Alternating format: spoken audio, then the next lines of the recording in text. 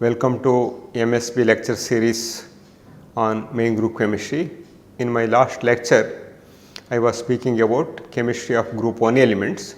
Let me continue from where I had stopped. Okay. Let me begin with a question.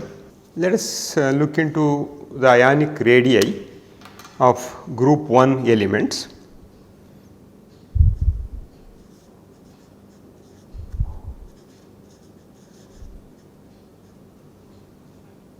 It follows this order.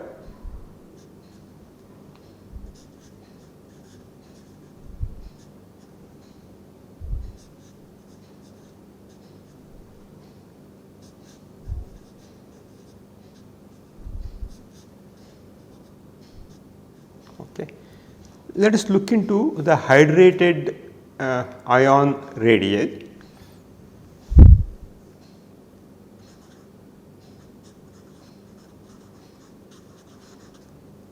Hydrated ion radii. So, this follows a different trend, exactly opposite trend.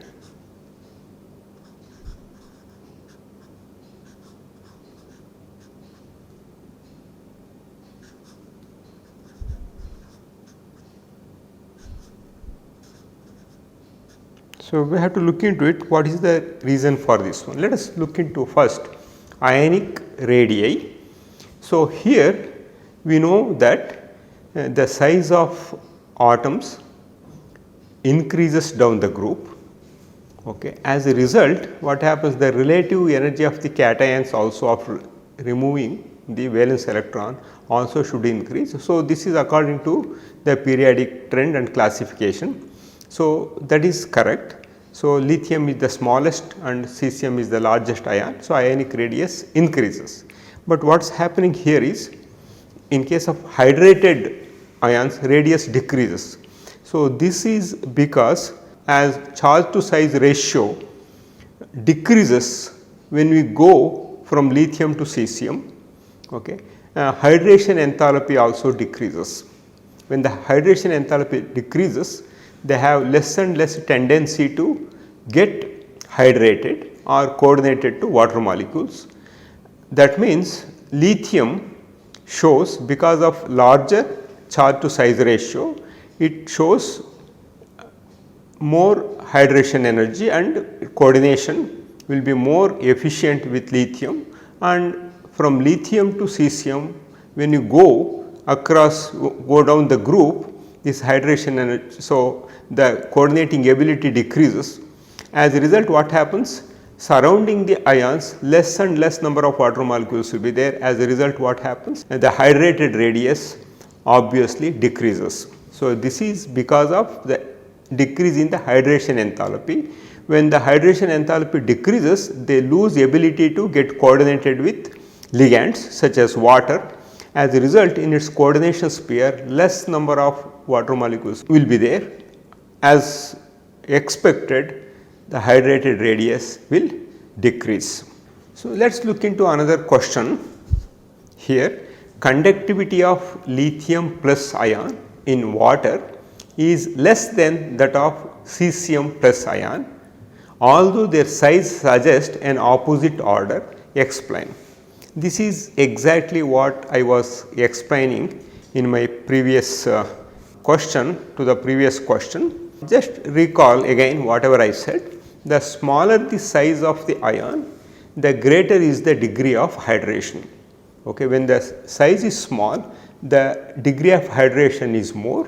Thus, lithium plus ion with the smallest size and highest charge to size ratio shows largest hydration enthalpy among all group 1 elements.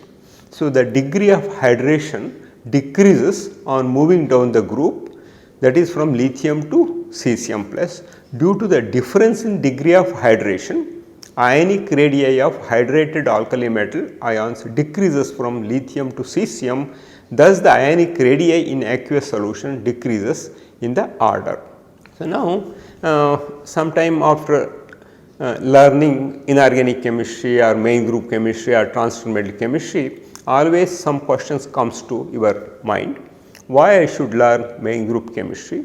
main group elements or main group chemistry is an important branch of inorganic chemistry, and we come across utility of main group elements and their compounds in all walks of our life. So, let me disclose some of those things as we progress with this course. Let us look into some aspects concerned with the main group elements, especially group 1 elements. So, let us look into the potassium salts and the resources and commercial demand. So, world production of potash, okay, or potassium hydroxide rose from 0.32 metric ton in 1900 to around 50 metric ton in 2007, with major producers being Canada and the former Soviet Union, USSR, followed by Germany, and about 90% of potash that is produced worldwide is used in fertilizer manufacturing. So, now the potash production is around 70 metric tons. Okay, so, that shows the importance of potassium salts, especially potassium hydroxide. Let us look into one more important aspect that revolves around cesium. Keeping time with cesium, what does it mean? In 1993, so National Institute of Standards of Technology, that is NIST, okay, brought into use a cesium based atomic clock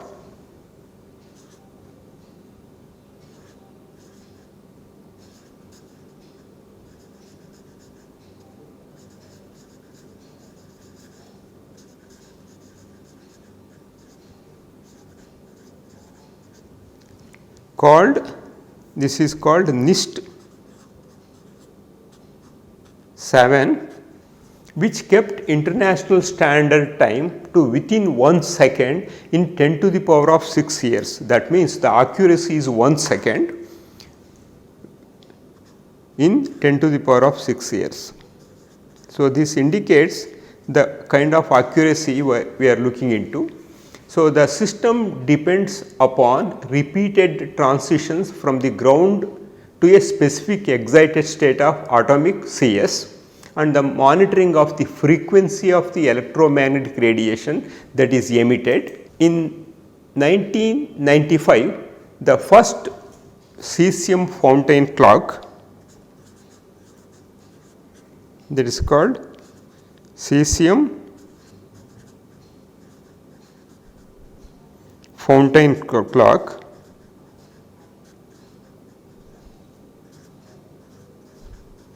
was constructed at the Paris Observatory in France. A fountain clock, also called as NIST F1, was introduced in 1999 in the US to function as the country's primary time and frequency standard, and NIST F1 fountain clock is accurate to within 1 second in 20 into 10 to the power of 6 years. Okay. While earlier cesium clock observed cesium atoms at ambient temperatures, cesium fountain clock used lasers to slow down and cool the atoms to temperature approaching 0 Kelvin. For an online demonstration, okay, you can also look into the website.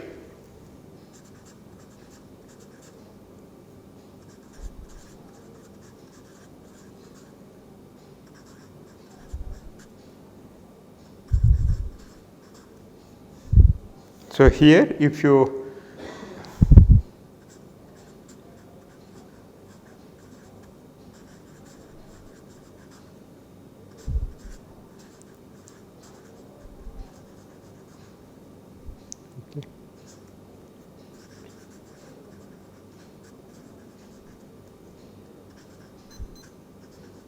okay. So, this can give you more information. Of course, I have taken this information from Inorganic Chemistry book by C. E. Housecraft and A. G. Sharp. You can get more information from this website.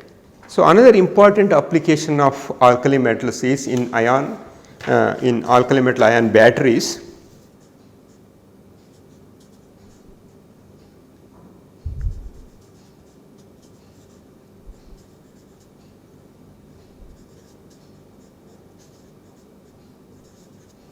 Okay. A sodium sulfur battery, okay, operates around 570 to 620 Kelvin and consists of a molten sodium anode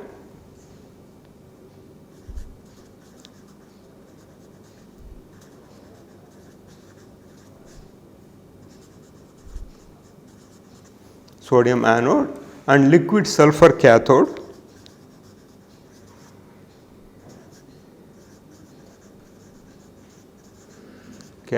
separated by a solid beta alumina electrolyte.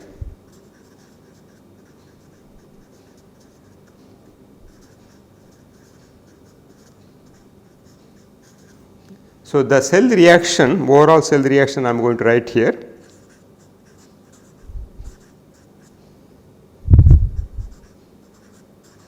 Liquid form, because it is operates at such a high temperature 570 to 620 Kelvin. So, we are considering sodium, molten sodium and liquid sulfur.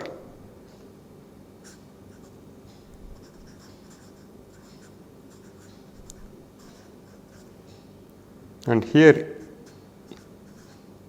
is 0.2 volts. So, and this is reversed when the battery is recharged by changing the polarity of the cell. Trials with the sodium sulfur battery in electric vehicles are quite promising, but further development is essentially needed to commercialize it. The high operating temperature is the major drawback with this sodium sulphide cell, and of course, several properties of lithium including its highly negative reduction potential makes it much more suitable in battery industry. For example, if you consider lithium iron sulphide battery that contains a lithium anode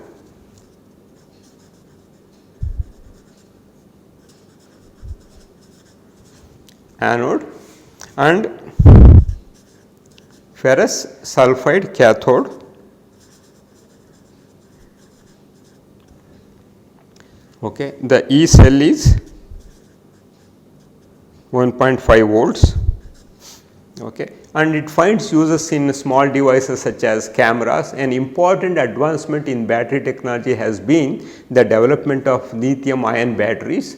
The lithium ion battery has a cell potential of 3.6 volts and consists of a lithium cobalt oxide electrode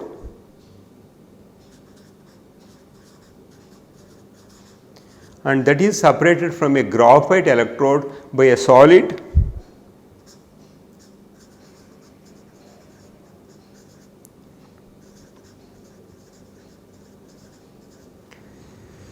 electrolyte across which lithium ions can migrate when the cell is charging. The lithium plus ions are intercalated by graphite, essentially LiC6 we call it, because lithium is 6 coordinated. When the lithium vapors are passed between graphite at about higher temperature, lithium atoms sit in between the graphite having a coordination of 6 carbon atoms. That means lithium assumes an octahedral geometry having 3 carbons below and 3 carbons. So, essentially that is the reason the composition we call it as LiC6. So, here lithium ions are intercalated by graphite and return to the LiCOO2 electrode when the cell is discharged. The cell reaction can be written in this fashion.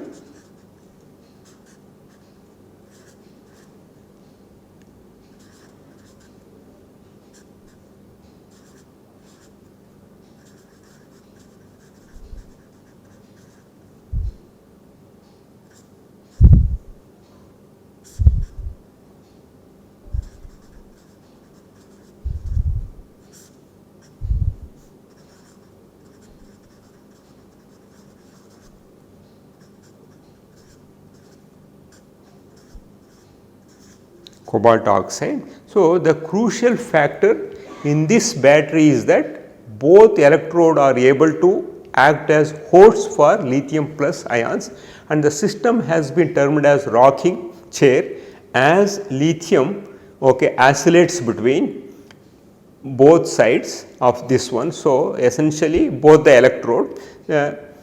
So, that means we have two host materials and both of can take lithium while charging and discharging. So, lithium ion batteries have applications in laptop, notebooks, computers, mobile phones and portable audio video devices, and have potential use in electrical car as well.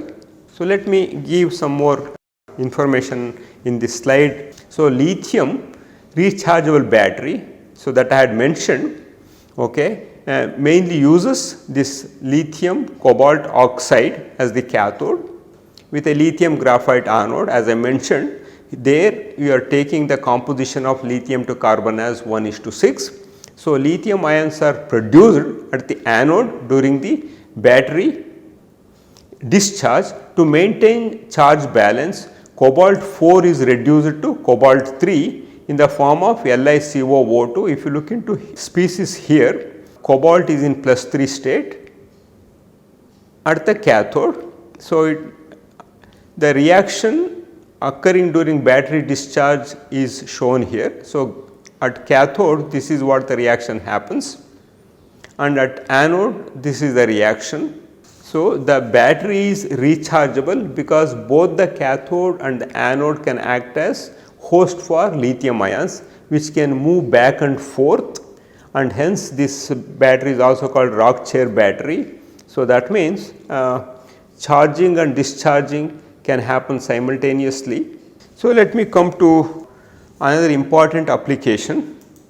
You may be surprised to see why I have brought car airbags into the discussion, especially while discussing the chemistry of main group elements, that is alkali metals. Of course, there is some chemistry behind these car bags that has to do something with group 1 elements, especially sodium. Let us look into it what it is.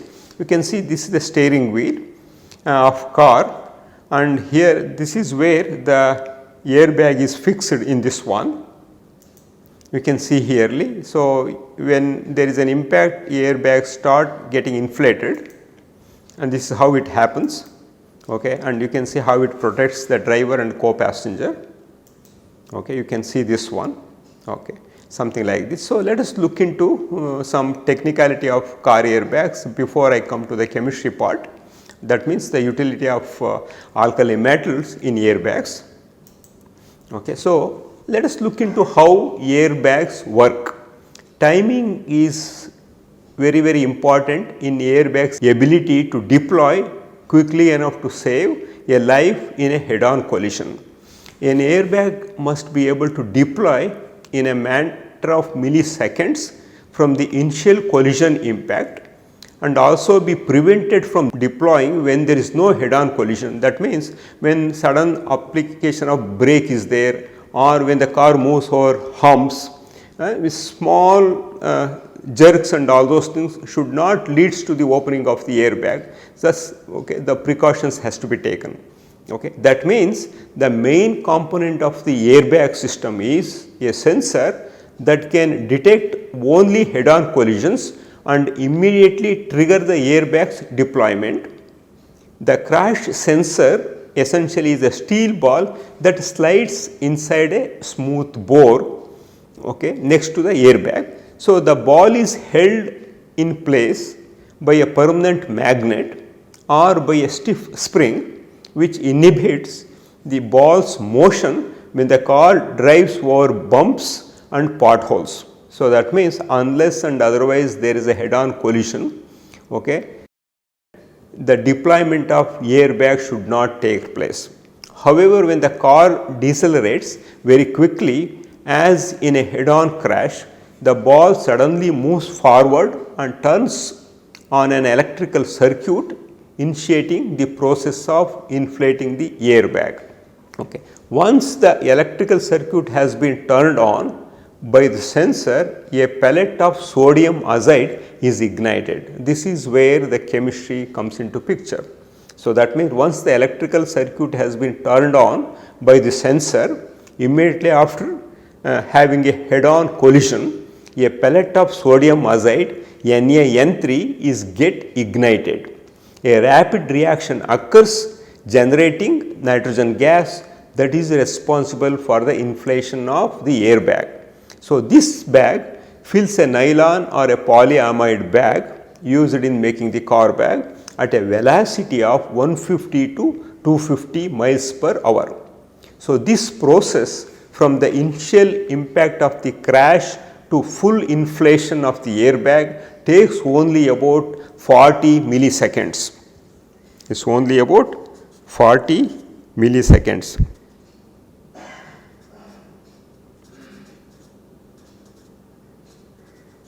So, this is equivalent to 0.04 second. Okay. So, that means ideally the body of the driver or a passenger sitting next to him should hit the airbag just after inflation, in fact while the airbag begins to deflate. Otherwise, the high internal pressure of the airbag would create a surface as had a stone. In that case, instead of protecting the life, it can do more damage to the passenger. So, now let us look into the chemistry behind this one. Okay. So, we are essentially igniting sodium azide. So, what would happen to sodium azide? So, that is what we are doing is decomposition of sodium azide present inside the airbag. Okay.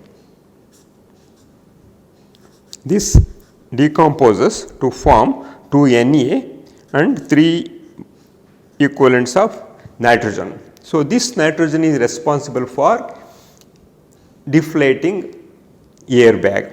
So, that means during this process we are getting elemental sodium, and elemental sodium is quite toxic and hazardous, and it can also irritate the skin.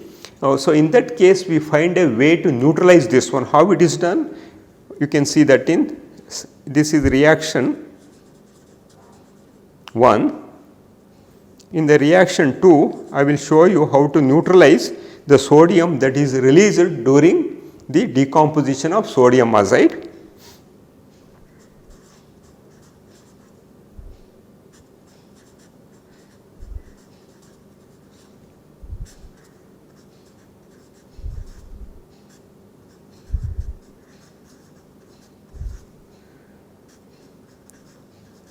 So, that means along with sodium azide, okay, we should also keep inside the airbag small quantity of potassium nitrate. This potassium nitrate reacts with sodium that is liberated during the decomposition of sodium azide to form sodium oxide, potassium oxide, plus extra nitrogen is also released. This also helps in inflating the airbag. So, one more reaction is there. Now, we have to neutralize. They are also quite hygroscopic and can be hazardous. Now, we have to find a way to neutralize them. In reaction 3, I am going to show that one.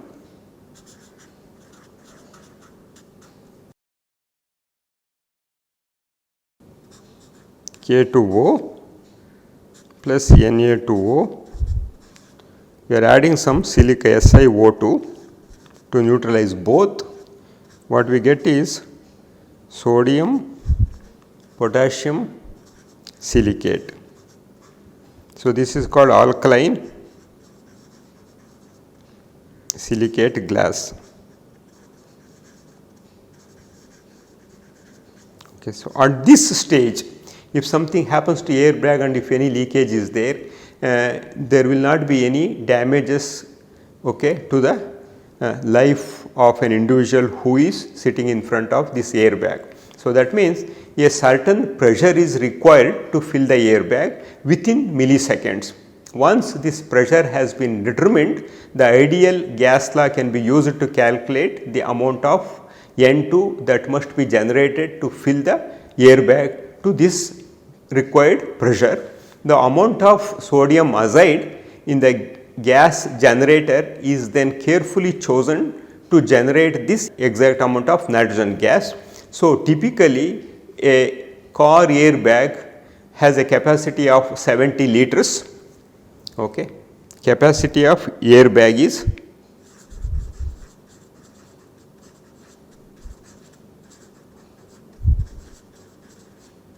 equals 70 liters approximately, and this requires about 130 grams of sodium azide. Okay. So, 130 grams means essentially if we just look into the molecular weight of sodium azide, it is essentially 23 plus 42, it is 65. 65 grams is equal to 65 grams equals 1 mole. Okay. We need approximately 2 moles, that is 130 grams, 2 moles we need, and we need about 13 grams of KNO3. Okay. So, that means a typical air bag contain 130 grams of sodium azide and 13 grams of potassium nitrate, and then the equivalent amount of silica. These things, okay, are there in the air bag. Okay. This is how air bag works. I will show you this video.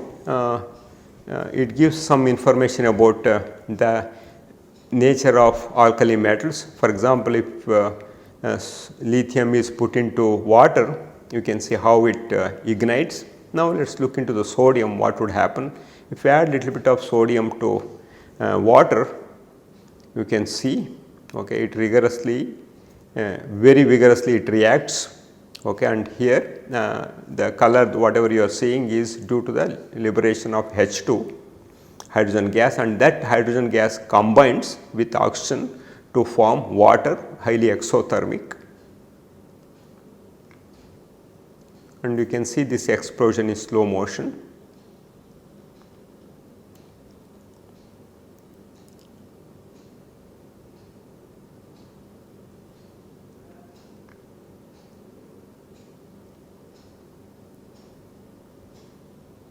So, just look into it, what would happen if you put a half a kilo of sodium into water. Okay. Of course, one should not try these things, these are all tried under, okay, taking all kind of safety norms. One should not try these kind of reactions because it can do damage to marine animals. That shows the reactivity of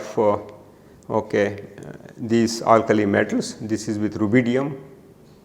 As I mentioned, reactivity increases when you go down a group. That means reactivity of rubidium is much more drastic, okay, violent compared to sodium or potassium. Cesium is even more reactive.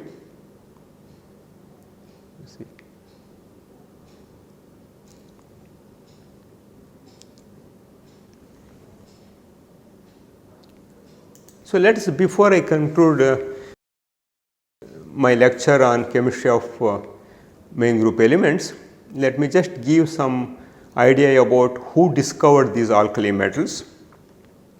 You already saw how they look like. This is how lithium looks like. Lithium is much lighter compared to rest of the alkali metals. You can see it is floating on hydrocarbon, and this was discovered by John August in 1817, and this is sodium.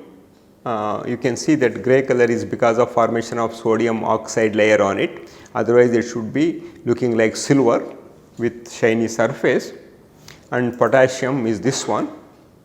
When you fresh melt it, it appears like a silver ball, and both of them were discovered by Humphrey Davy in 1807.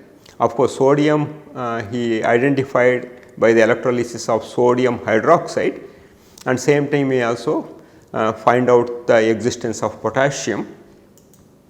And then this is rubidium and cesium, they are kept in a sealed vial. These two were discovered by Robert Bunsen and Gustav Kirchhoff from Germany, and you must be familiar with Robert Bunsen's name. In the schools and colleges we used to use Bunsen burner for doing flame test and other things. That Bunsen is the person who is responsible for discovering Bunsen burner.